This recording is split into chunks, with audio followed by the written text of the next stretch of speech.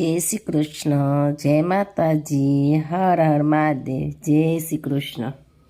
गौ महिमा। आज हम गौ महिमा के बारे में जानेंगे। गौ का क्या महत्व है इसके बारे में हम जानेंगे। गौ महिमा। एक बार देवर्षि नारद ने ब्रह्मा जी से पूछा, हे नाथ, आप कहते हैं कि ब्राह्मणों की उत्पत्ति भगवान के मुख से हुई है, फिर गौ माता की उसमें तुलना कैसे संभव है? यह विषय मुझे अत्यंत आश्चर्यचकित कर रहा है। ब्रह्मा जी ने उत्तर दिया, हे नारद, सृष्टि के प्रारंभ में भगवान के मुख से एक महान तेजोमय पुंज प्रकट हुआ। उस दिव्य तेज से सर्वप्रथम वेद की उत्पत्ति हुई और तत्पश्चात अग्नि, गौ और ब्राह्मण की। मैंने संपूर्ण लोकों की रक्षा के लिए एक वेद से चारों वेदों का विस्तार किया।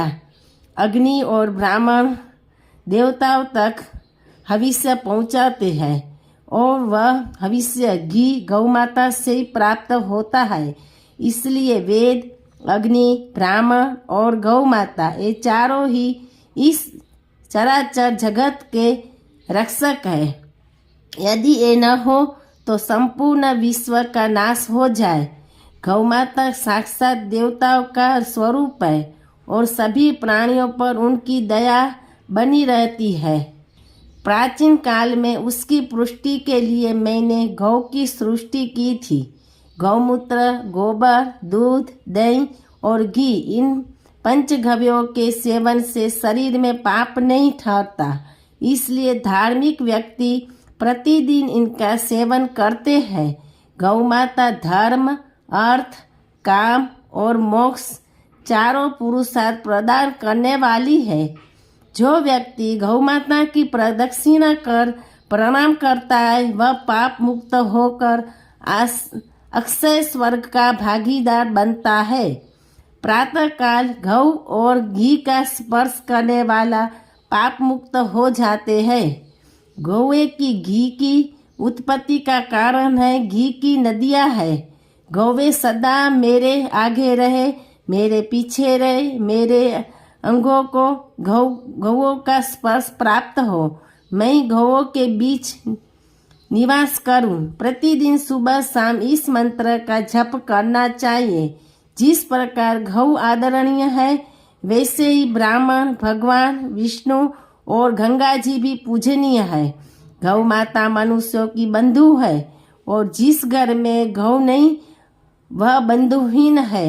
गौ के मुख में वेद, सिंगों में शंकर और विष्णु, उदर में कार्तिकेय, मस्तक में ब्रह्मा, ललाट में महादेव, सिंगों के अग्रभाग में इंद्र, कानों में अश्विनी कुमार, नेत्रों में चंद्र सूर्य, दांतों में गरुड़, जीवा में सरस्वती, अपान में तीर्थ, मूत्रस्थान में गंगा, रोम कूपों में ऋषि, मुख पृष्ठ में यम, दक्षिण में वरुण कुबेर, वाम में यक्ष, मुख में गांधर, नासिका में सर्प, खुरों में अप्सराएं, गोबर में लक्ष्मी, गौमूत्र में पार्वती, चरणों में आकाशचारी देवता, रंभाने में प्रजापति और थनों में चारों समुद्र निवास करते हैं। जो व्यक्ति प्रतिदिन सम्मान कर गौ सेवा करता है, उन्हें भोजन कराता है, वह पाप मुक्त हो जाता है। गौ खुरों की धूल सिर पर धारण करने वाला तीर्थस्थान का फल प्राप्त करता है। इसलिए प्रत्येक मनुष्य को गौपालन और गौ सेवा अवश्य करनी चाहिए। यदि घर पर संभव न हो तो कोई गौशाला में अपना सहयोग दे। यह पद्म पुराण में भी लिखा है। गौ महिमा देवता का साक्षात स्वरूप है। क्या आप जानते हैं गौ माता का महत्व?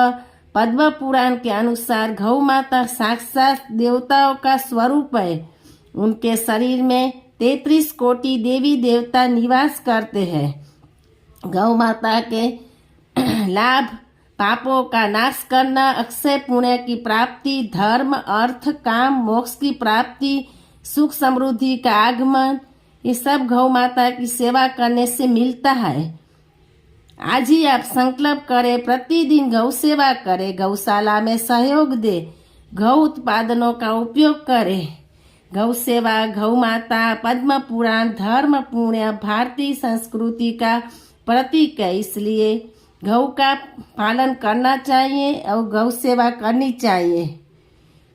जय गौ माता की जय। हर हर महादेव।